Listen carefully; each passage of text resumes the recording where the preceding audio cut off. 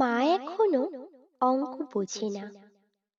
একটা রুটি চাইলে দুটো নিয়ে আসে।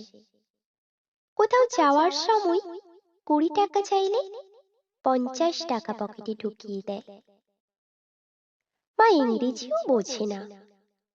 আই হেট ইউ বললে উল্টে না বুঝে ছেলেকে ভালোবেসে বুকে টেনে নেয়। মা মিথ্যেবাদী, না খেয়ে বলে খেয়েছি। পেটে খিদে থাকা সত্ত্বেও নিজে না খেয়ে প্রিয় খাবারটা ছেলের জন্য যত্ন করে তুলে রাখে। মা বোকা, সারা জীবন কলুর বলদের মতো রান্নাঘর আর আমাদের ভালো মন্দের পিছনে কাটিয়ে দেয়। মা চোর, বন্ধুদের সাথে পিকনিকে যাব বললে রাতেই বাবার পকেট থেকে টাকা চুরি করে আমাকে দিয়ে দেয়।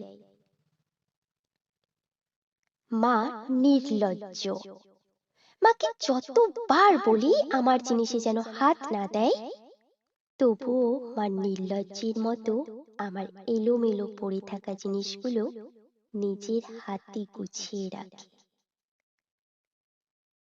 মা বেহায়া, আমি কথা না বললে জোর করে এসে বেহায়ার মতো গায়ে পড়ে কথা বলে। রাতে ঘুমের ঘোরে আমাকে দরজা দিয়ে উঁকি মেরে দেখে যায়। মায়ের কোনো কমন সেন্স নেই। আমার প্লেটে খাবার কম দেখলে কেমন জানি করে। খোকা, এত খাবার কম কেন? এই বলে প্লেটটা ভর্তি করে দেয়। এত খাওয়ার পরেও মায়ের চোখে যেন কত দিনের না খাওয়া ছেলে। মা কেয়ারলেস, নিজের কোমরের ব্যথা পিঠের ব্যথায় ধুকে ধুকে মারা গেলেও কখনো ঔষধের কথা বলে না। অথচ আমাদের একটা কাশিতে তার দিনটা যেন ওলট পালট হয়ে যায়। ডাক্তার, হাকিম, বৈদ্য সব এক করে বসে। মা আনস্মার্ট।